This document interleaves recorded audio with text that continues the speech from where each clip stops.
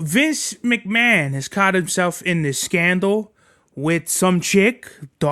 Forgetting your name, please don't nobody come after me and cancel me for forgetting nobody's name, right? Just saying.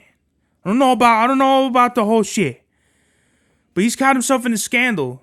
He's taking dumps on people's heads, prostituting women.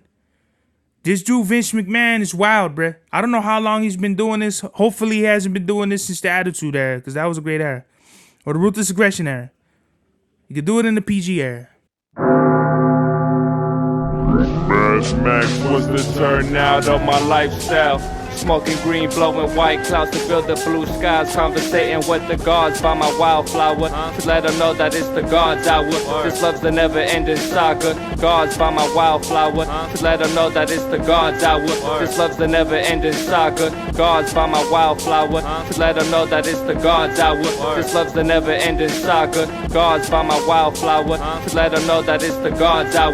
This love's the never-ending saga. Walk through the sands of times like Gara. On the other side of that gad is karma. You wet Prada, the devil like inside your box now. While the angels fly over my headstone.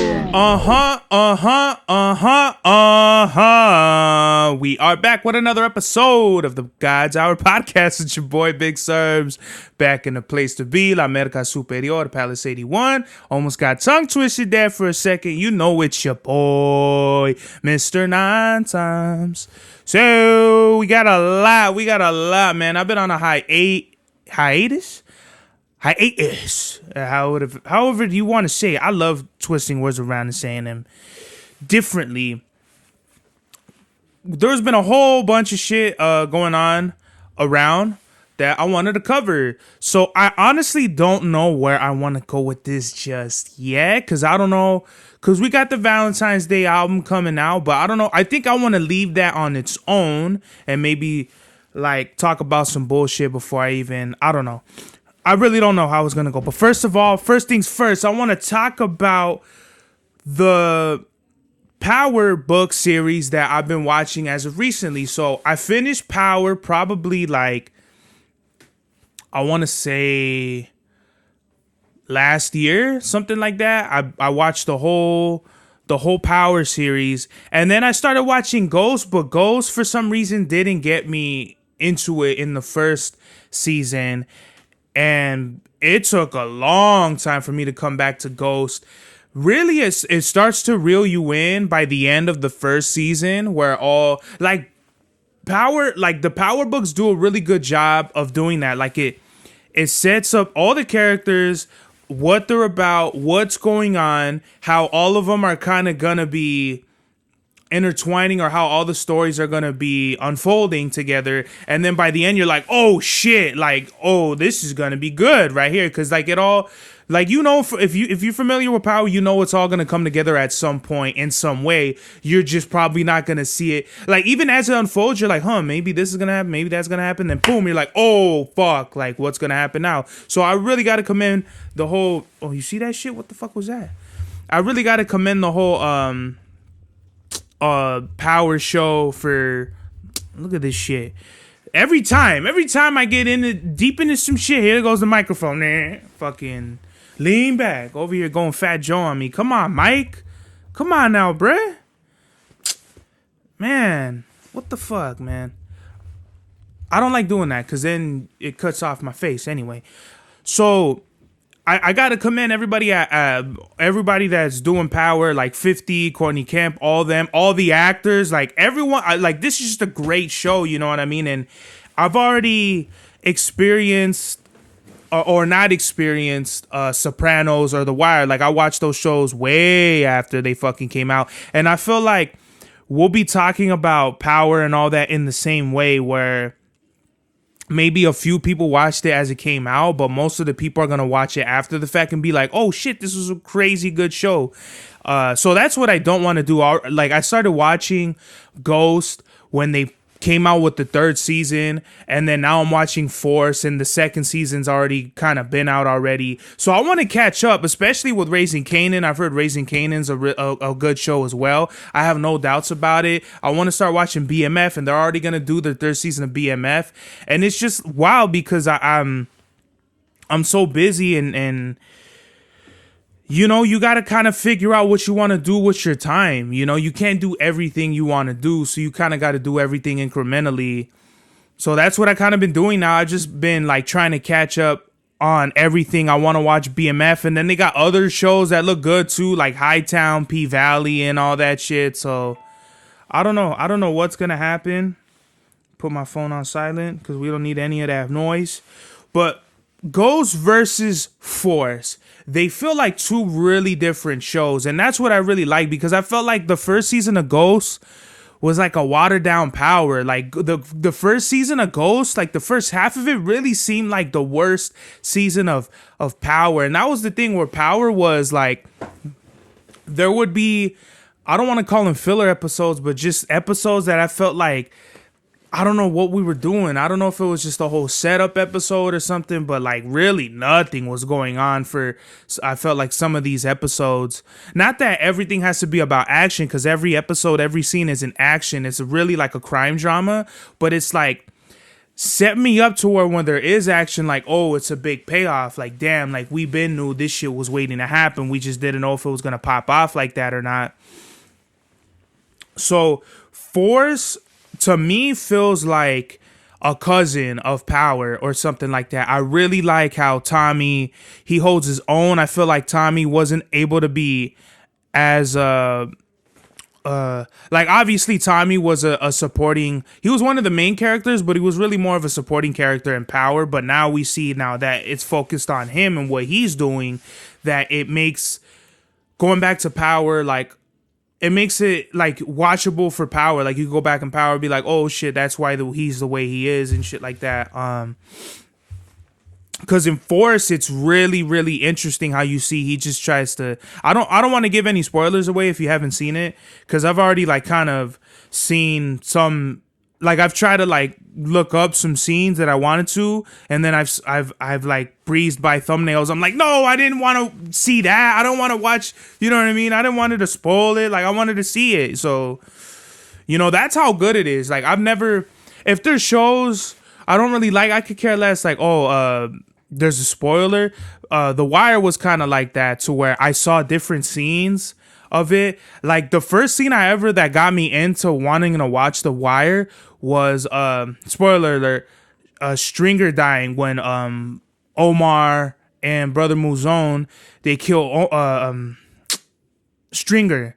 So I was like, what the fuck? Like when did it really seemed like one of those scenes where it was a big scene, and that scene right there might be the most climactic, pivotal part of The Wire. It's towards the end of the series. I think it's in season 5. But that after that right there, you see how all the dominoes start falling after that. And at that point, I was like, wow, this just looked like a really good scene. Let me watch it. And I thought every scene was gonna be like that, but I didn't know, like, as far as like a connoisseur of just watching cinema and all that, you don't really want every scene to be like action. Like you could get that with a John Wick movie, and that's cool, but there's no really setup. It's just punchline, action, and you don't really have that build up, because you either spend the time doing action or you spend the time doing the build up, a little bit of action, so it all balances out.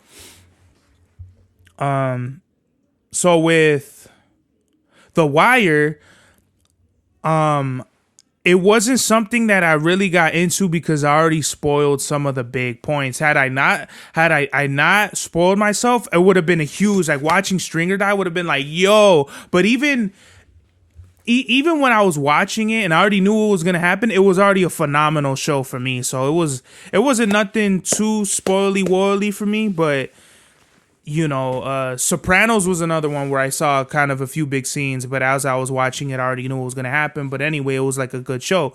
So I don't want to spoil nothing with any of these Power books. And 50 Cent, he's already put it out there that they're working on an 8 Mile show. Hopefully Eminem gets into it. They've from 50 has said that they've been trying to pitch Eminem shows through 50. And that makes sense, because it's like 50's already got all his shows up and running. Now they want M in it. How are they not going to get Eminem a show without 50? Like, that doesn't make any sense. You know what I mean? So we're really going to see what's happening, man. I was kind of do, because I already watched the first 2 seasons of Ghost and tried to do a breakdown. But I'm not gonna do that. There's really great characters that are changing. The dynamics change, the character development changes, and it's really good. It's not like I really love that about these power shows is the character does not stay the same. If you look at the character from the first episode to even just the middle arc of their story, it's like, wow, like fucking this dude's like a whole different person. You know what I mean? Like, let's take Tommy, for example. When you first meet Tommy, you think he's dumb. You think he's over the top. You think he's just going to kill anybody. And then when you see him in Force, you're like, he's at this point where it's like, not that everything gets to him, but he's more mature in his character that he don't gotta like be the big boisterous, you better respect me, I'll fucking murk you type shit. Like, no, he's trying to maneuver his way around the world and figure his whole shit out. And he meets different characters that makes him reflect on his own personal shit, which I love, you know what I mean? It's very relatable, very great shows. I cannot say how much I love Force and Ghost enough. Hopefully Raising Kanan really gets me into it. I've heard my coworker talking about Raising Kanan, and I was like, shut the fuck up. I don't want to hear none of that shit. You got me into it, but don't spoil nothing for me. You know what I mean? Great shows, man. Force and Ghost. Which one is better? It's hard to say, man. Force and Ghost are their own shows. It's like Ghost is about Tariq, how he maneuvers the Tejada family, and just like how that dynamic affects everything around what's going on around them, and it's just really dope. Versus Force, it's like one dude, or actually they're kind of both kind of in the same vein, or it's like Tommy, he's in a whole new dynamic he's not at all used to, so he has to maneuver around new terrain. And Tariq is kind of the same thing, and it all plays out in different ways. But that's like the only similarity, you know what I mean? There's different things going on, different characters, different scenarios. Great. Awesome. That's what I don't want it to feel like it's the same shit. I want it to be at least some sort of diversity, some sort of dynamic going on between the two shows. And I think they did a great job. I think they did a great job with how Power ended. They did a prequel show, a sequel show, 2 sequel shows based on 2 different characters. And that's what I love. They were going to do Influence, Power Book 4 or 5? I think 5. With Rashad Tate called Influence. They canceled that. I feel like that could have been a great show depending on what kind of characters and dynamics they were going on, because Rashad Tate was a slippery, slimy fucking snake, bruh, in Power. And with the right characters and things of that nature, I think it would have been a really good show. And it's crazy because now you see like the Power universe. You know, every time you watch an episode of Ghost or Force now, it's like you see the Power universe, and it's dope because it does feel like a universe with not the same characters, but there's reoccurring characters. Like you have, spoiler, you have the chick that got her face cut from like the first season of Power. She's rolling with Tommy in Force. You have Sax from Power. He's in Ghost. You also have Rashad Tate. You have just different reoccurring characters. And I think it's dope. I think they're doing everything that the Marvel Universe kind of failed at. Like Marvel, they overdid it. You know, that's why no one gives a fuck about superhero movies, because they're cranking them out like McDonald's. There's a fucking new Marvel movie every week. No one cares about that. But when it's done right, the story's right, when everything is done and balanced in the right way, you get a Power universe, right?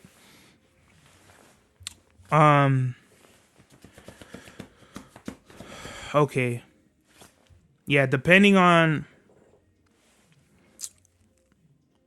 There's this dude, his name is Lil Tony, right? Lil Tony, one of the best original names I've heard of all time. Like, seriously, Lil Tony is up there with, like, Drake. It's up there with Guile. It's up there with Dave.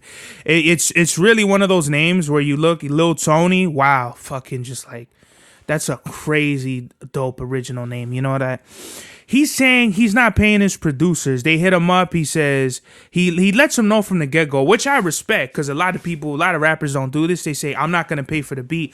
A lot of rappers, they'll want to work with you and don't talk about no payments. Like, they'll just hit you up and be like, yeah, let's work. They'll use that work. So work implies being paid.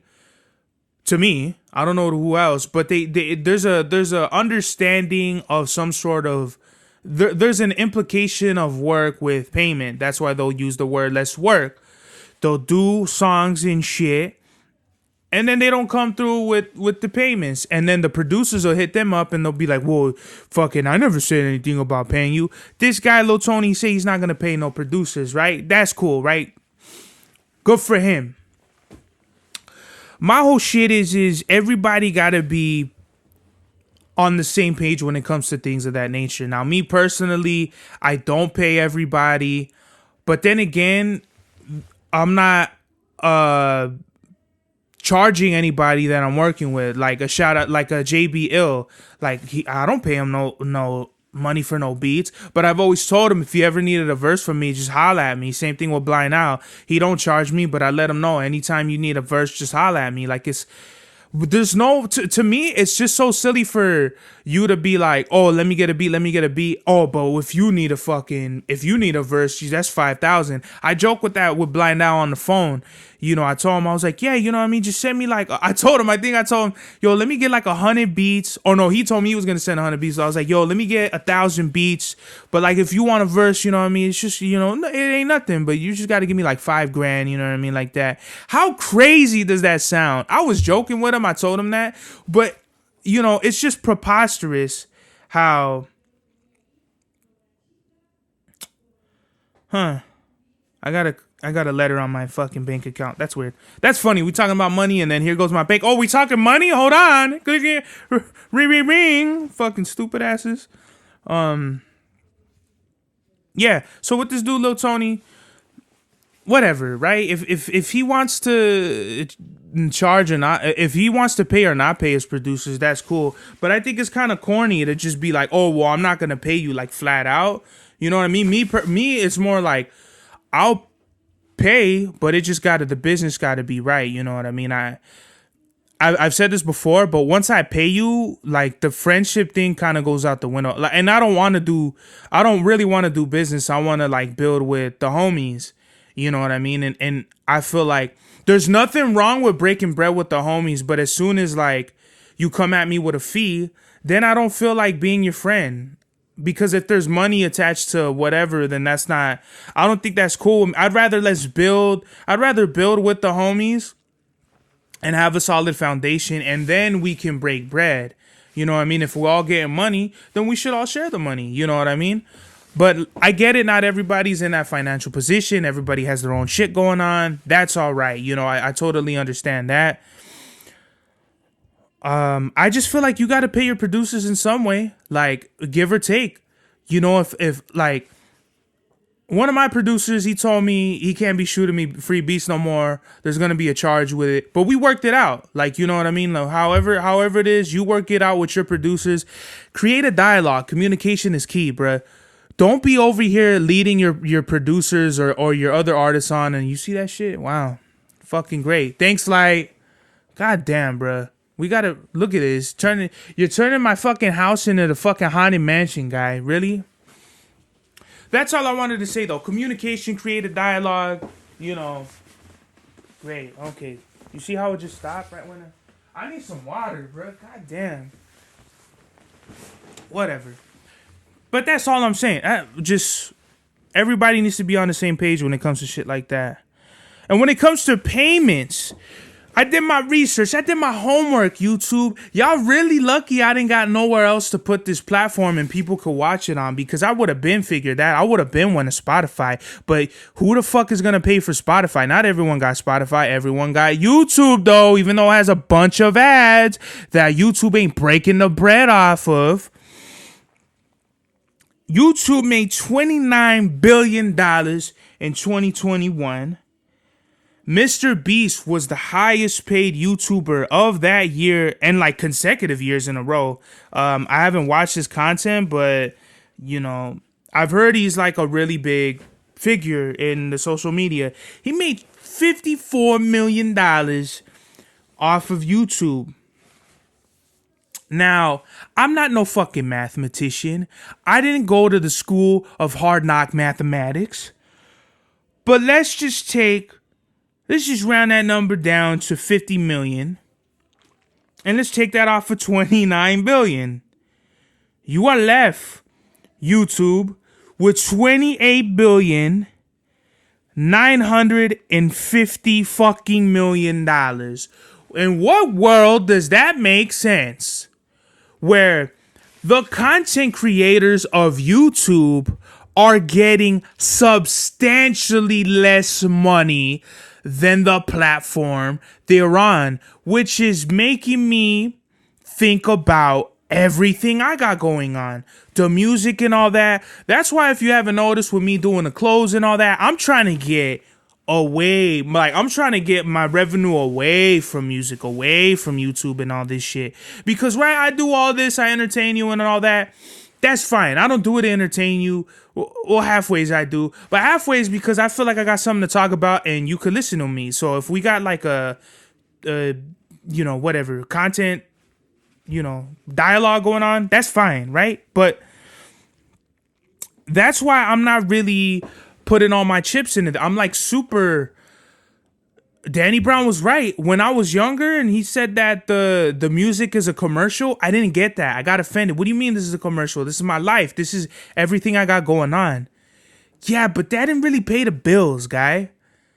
So you got to figure out how you're going to do this. If you can eat, if you can make a living off of streaming and all that, that's fine. But guess what? There's all these different companies. Oh, yeah, we'll boost your metrics. We'll boost all this. But you're taking a percentage off of my shit. You ain't Duck Down. You ain't Def Jam. You have no idea who I am as an artist, but you're gonna promise me all this shit. I don't believe you. I don't think that's a reality I'm okay with, right? I got a homie who's already been paying for promotion and all that. They call it promotion, right? But really all they're doing is boosting your shit through these other loopholes or formulas that they got going on, which is super weird to me, super sketchy. But bottom line is these companies really figured out a way to take money away from the musicians. Like back in the day, you could have been like just 20 years ago, you could have been a wealthy musician. You could have done music. Granted, it would have been hard. It would have been hard to break in with the likes of G-Unit, 50, Dre, Snoop, whoever, right? Whatever was popping off, the Kanyes. But you had a better chance of making money off your music than you do now. Like, I feel like before, it was harder to break into the music industry, but it was easier to make money. Now it's easier to break into the music industry, but it's harder to make money. So times are changing, and people got to change with the times. People got to change with the times. So, oh man, this is fucking frustrating. It's just dumb. You know what I mean? When you really break it down, it's so silly how these corporations just like, they got in bed with the right people and they're just fucking they're fucking everybody that's making the money over. It's crazy. You know what I mean? All they do is figure out the system and just figure out a way to fuck everyone else over. You know? The people that are making the money for the top executives and yada yada shareholders are making the least amount of money. And the people who aren't even doing shit, aren't even making the music, are making the most amount of money. How crazy is that? How crazy is that? Does that make sense to you? Because that don't make no fucking sense to me. I don't know, man. I didn't mean to get this kind of upset about it, but it was just like, wow, you know? Fuck y'all.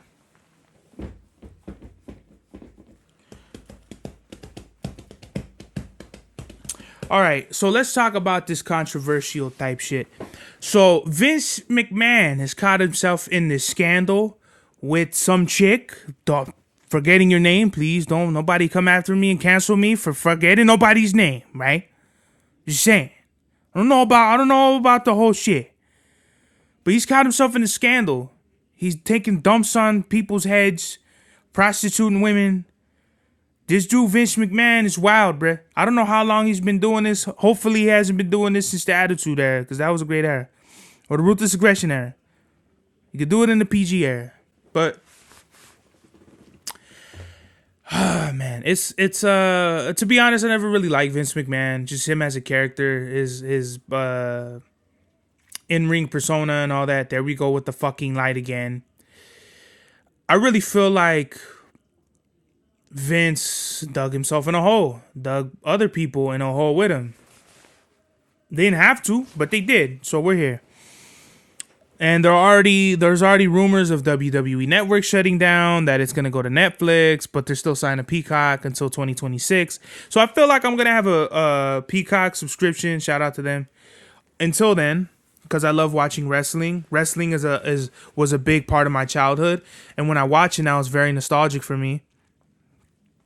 So I don't know, man. We're really gonna see how this shit goes. WWE's in shambles right now. I don't know if anybody knows, but there's a wrestler named Cody Rhodes. Everyone had him beating Roman Reigns, the longest reigning champion in the fucking universe, at WrestleMania 40. That's not gonna happen anymore. The Rock came in and fucking said that's not gonna work for me, brother. In the words of Hulk Hogan, he's taking his spot, taking his ticket. That's wild, bruh. That's some of the shit you hear about WWE as a kid. You don't know that shit, but now now it's kind of like when you really look at the inside of storylines and matches and what was to come, it's kind of like, wow, bro, y'all really done fucked up the whole shit for a lot of wrestlers, like with the Reign of Terror, Triple H, the fucking Montreal Screwjob, Bret Hart, Goldberg hitting Bret Hart in the head. So many things just ruin it as a fan.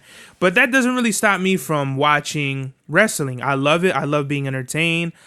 I really come from, like, I was really raised up on the rebranding of ECW when they brought it back with SmackDown and Raw. I stopped watching wrestling when CM Punk was new, Bobby Lashley was newer, so I come from that. I love wrestling. I don't want to see it go anywhere down the toilet. I really do feel like with TKO, they're really going to try to get the McMahons all the way the fuck out, or at least Vince all the way the fuck out of their company. I really feel like they're going to try to scrub itself clean of all these allegations and all that. And Vince made out like a bandit. He really did, but it all caught up with him. Had he just made out like a bandit and didn't have all these allegations, we'd probably be looking at Vince like one of the greatest moguls of all time. Now we're looking at him as one of the most dog shit assholes of the world. You know what I mean? So it's crazy. That's crazy. That's crazy as fuck to me, bruh. Another big thing, we have this ammo tax increase going on. It's going to take an effect in July. So it's going to be like something like a 20% increase in ammo and firearms. That's crazy, bruh. All they're going to do is take that tax and spend it on bullshit or whatever with the Russians, fighting the Russians, politics, whatever, Palestine. And we're not going to see a dime of that. Like, I'll be cool with paying extra taxes if I saw some of it back. If I seen that they made a new playground down the street where my kids can go fucking play, free lunch programs, something, you know what I mean? Something that actually had a good trickle down effect. Not that I paid for it and now I got to find out that my money is being fucking wasted on bullshit, right? And in America, everyone is a fucking taxpayer. You don't have to make money. All you got to do is spend money. You give kids your dollars, they go to the store, there's a tax. You want to buy fruits, there's a tax, right? There's a tax on fruit. It's all processed. They say there's no taxes on processed shit, but guess what? There's a process to the fruit getting picked and all that shit. So guess what? There's a fucking tax. Crazy, right? Crazy, crazy, crazy shit. Wow. I mean, just fucking, but we did win. We did get one battle won. We had a Road versus Bonta, whatever the fuck it is. So for the longest time in California, there were required background checks, and there was a ban on importations and mandatory background checks every time you purchased ammo. I guess it's Freedom Week now because the judge struck it down, like is deemed unconstitutional, denied the stay, which means it's Freedom Week. Before, you couldn't import, like let's say there was a good ammo deal in Nevada. I couldn't order bullets from Nevada and have it imported here. That was illegal. You have to get a background check. So every time you buy ammo, you buy you could buy one fucking bullet. They're not gonna do that, but you could have bought one bullet and they have to ring you up. Dog, why? I don't understand it. I don't know. They really just not trying to have nobody have guns and ammo at this point. It's fucking crazy. So the judge deemed it unconstitutional. It's a big win for California right now. Obviously, they're going to do everything they can to overturn it, to try to get it back to where it was. But I don't know if it's the same judge. Is it Judge Benitez? Shout out to him, bro. He's really on the front lines for all of us Californians because we live in the fucking most commie state of all time where they're letting criminals get away with crimes and fucking just having civilians getting infringed upon their rights. And it's crazy because it goes back to the tax paying. Why am I fucking paying all these taxes and then getting my fucking rights infringed upon? Who would want to live in a state like that? I told my pal, I'm going to go to Texas. I'm going to go somewhere else where they actually value the fucking taxpayers out there and at least a little bit more. Blanket statement across all the states. Yeah, y'all can suck 5 dicks. Y'all in the system that's playing these fucking political games. But I'd rather be in a state where the game, where I'm actually winning at these fucking games, where I'm on the fucking I'm on the fucking winning side of the argument, you know what I mean? Versus all these cocksucking, tree hugging ass, yellow bellies or whatever they want to call them. Y'all over here just, hey man, you don't need guns, man. Why do you need ammo, man? Why can't you just have a fucking conversation, man? Oh, that's good when someone kicks in your door with a rifle loaded to the like the Hollywood shootout. You think those motherfuckers were trying to have a conversation? You want to have a conversation with those assholes that were dumping thousands of rounds and shells and shit at the cops? You think that's going to be fucking a conversation to be had? No, bruh. It's time to lock and load and get these cocksuckers the fuck up out of here. No disrespect to nobody. I'm just saying, you think... people, that's the thing with people, right? Unless you ban all guns in America, not just one state, the best thing to do is to arm people, right? And I'm a huge pro Second Amendment. I'm not pro NRA.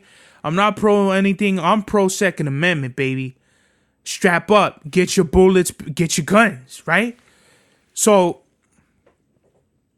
with this whole Roe versus Bunta thing, is Freedom Week, but we didn't already got our ammo. We locked and loaded, ready. We right here. I didn't. You see how I didn't even have to get up out of my chair to get a box ready for use. If I can open it, man, that was going really well. Boom. You know what that is? That's a slug, baby. So I'm ready. I'm ready to hunt. I'm ready to kill. I'm not ready to murder though. That's a big difference. Remember we was talking a few episodes back about murder and killing and self-defense? I'm ready to defend myself. I'm ready to lock and load. I'm ready to go heads up with whoever want it. You ain't gonna fucking threaten me and my family. But that's what these fucking people don't get. Hey, man, why can't you just fucking have, like, a bat, man? Why can't you just fucking do that, man? Crazy, bruh. Crazy, crazy, crazy world we're living in. And y'all can suck a dick. For real. Y'all could suck my dick with all this fucking. You ain't gonna take my shit away. I'll tell you that right now. Where do we go? Where do we go from here? Where do we go now? I know how I want to end it off. The Two Souls on Fire show just happened. Stoner Bash in Moreno Valley. Had a lot of great artists out there. Shout out to everybody that came through. I personally feel like I burnt the bitch down to the ground. Every time I perform, and I always get this too, it's like always different. It's traditional style of hip hop. I love it. I love those kind of comments. I love when people are in tune.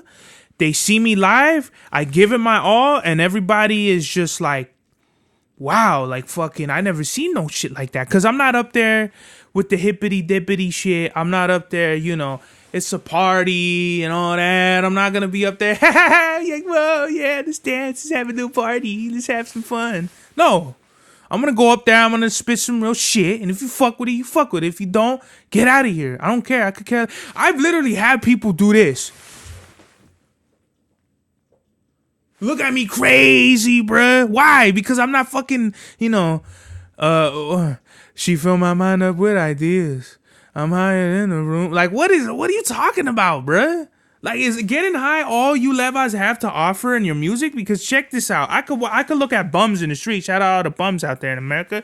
I could look at bums in the fucking street and see them high as a bitch. I don't need you to talk to me about that shit in your raps, right? I want to bring out. Hey, yo, my mom was homeless at a young age. It ain't enough to say. I slept myself crying every other day, thinking about my trials and tribulations. Hot blood on a cold pavement. Hollows in the old stainless. It's the same. It's just another scar on my resume. My homies took their lives to the pearly gates. I'm dedicated to the grind. With each step, I climb the ladder of success. But the pain is with me every breath I take. Come on, bruh. What are you talking about? And you don't gotta be talking about deep shit every song or whatever, but just like, what are you saying, bruh? Because a lot of these Levi's are not saying shit, bruh. They're not saying nothing in the rhymes. Nothing about nothing, bruh. It's just get money, do drugs, and fuck bitches. That's fine. But what else? What else? What, like, can I take away from, what can I take away from that? Because I've been there, done that. So anytime I listen to that shit, it really doesn't mean anything to me. It really don't, like, yeah, when I'm in those certain moods and all that, yeah, I'll listen to it. But every so often, right? I want to shout out Two Souls. I want to shout out Iceberg. I want to shout out Jam Hits TV. Good peoples, man. I could just tell right off the bat. You know, I've done shows for other people, and it's like, yeah, you cool, but this really seems like it's genuine. They're genuinely trying to get shit lifted off of the ground. And I respect that. I'm with it. I'm wholeheartedly riding for the raza out there. This is what I was saying with the raza, riding with the raza. No disrespect to the other homies, the other brothers and sisters, anybody out there that's trying to get shit cracking and lacking and shit. But I really feel like I found my pocket. You know what I mean? I found my pocket regardless. But there's a pocket of people that I feel like it could really get the ball rolling with me. You know what I mean? So that's all I'm saying. I want to shout out Two Souls. I think it was Iceberg's mom. She was cooking and they had the taqueria. I was like, yo, how much is it? And then Two Souls was like, how much? She was like, this is free, bro. Like, just go get some tacos. I wish I'd got more. Bro, my car still smells like tacos. Beautiful. I don't know if I would buy a taco-scented little tree, but if they got those, I might get one every now and then. Just so, you know, fuck it. Like, why not? Just for the novelty. You know, I really killed the show. I really feel like I got some traction out there.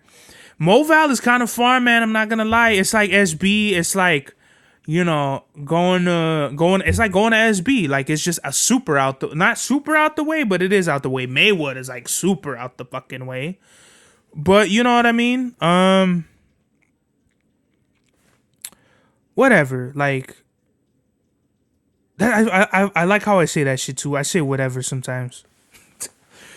Two Souls on Fire, man. I want to shout out everybody. I killed it. I'm gonna be definitely putting more content out there. And it seemed like everyone fucked with the 25 Bonnie and Clyde song I came out with. I didn't really think people were gonna be gravitating towards it. I want to thank everybody. Thank you, everybody for commenting and engaging with the song, because I knew it was a good song. I knew people were gonna like it, but I didn't think this many people were gonna like it. So I want to shout out everybody. I really appreciate it. I don't take it lightly. I really, really do thank everybody. Because like I said, man, I never forget where I come from. I'll never forget when I put out my song on SoundCloud and I thought all the bitches were going to jump out the bushes and money bags were going to be falling and fucking like Grammys were going to be thrown at me and roses and pussy and all this shit. No, bro, that's not how it works. Like, you really, really gotta work for yours, man. So I really appreciate everybody for tuning in. I love it, man. I appreciate everybody. Thank you. Awesome. Message of the day, man, is appreciate the positives that are going on in your life. It's so easy to just be like, oh, why didn't this fool like my stuff, or how come that didn't happen, or who cares, man? Appreciate and never take for granted the things that you have. Because once you take that for granted, ain't no telling what you're going to take for granted after that, bro. Always be appreciative of what you have, man. Because someone got it better than you, yeah, whatever. But guess what? Someone eating a hot dog out of a trash can right now. And what the fuck is you doing about it? What the fuck is you crying about? You know what I mean? So that's the message of the day, man. I want to thank everybody for tuning in. I don't do this, but thank you, bruh. Anybody who's ever liked, even if you don't listen to the podcast, even if you just skim through, even if you on my page for the other music stuff, for anybody else's music, that's fine. Thank you. Either way, like, all I've ever wanted to do was share music and make music and provide a service for people. And if you rock with that, I love it. This is the God's Hour. Max was the turnout of my lifestyle. Smoking green, blowing white clouds to build the blue skies. Conversating with the gods by my wildflower, to let them know that it's the God's hour. This love's the never-ending saga. Gods by my wildflower, to let them know that it's the God's hour. This love's the never-ending saga. Gods by my wildflower, to let them know that it's the God's hour. This love's the never-ending saga. Gods by my wildflower, to let them know that it's the God's hour. This love's the never-ending saga. Walk through the sands of times like Gara. On the other side of that gad is karma. You wet Prada, the devil like inside your box now, while the angels fly over my headstone.